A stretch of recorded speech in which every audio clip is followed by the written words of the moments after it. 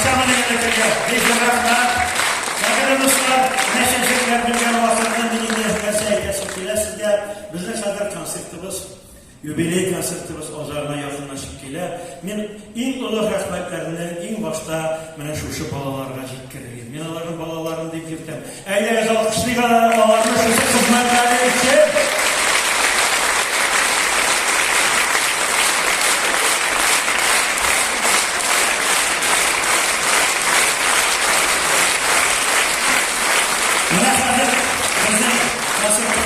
tag'in bir bek aybat chiqishib qola, bir nomerimiz, shu nomerdan so'ng men ularning har birisining ism, familiyasini kim bilan yashaganini qo'ydim.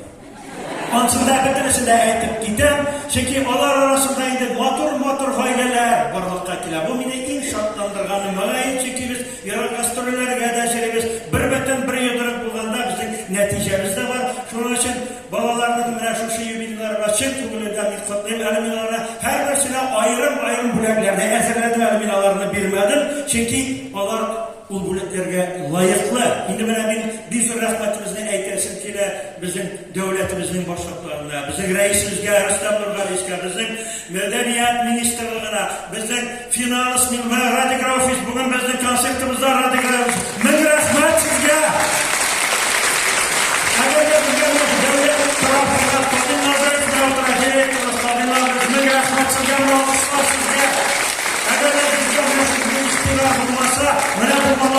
Motor ama qarasqalari kostyumlarini deyapti. Qarasqalari tuvataklarini deyapti. Qopoqlarini deyapti. Nega unaqa sistem ekanlar? 70 yoshda.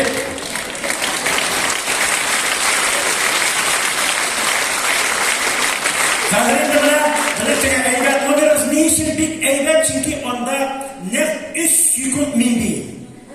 Kelisizmi? Aydan javob qismimizda men sizga bir ko'rsataman. Yetti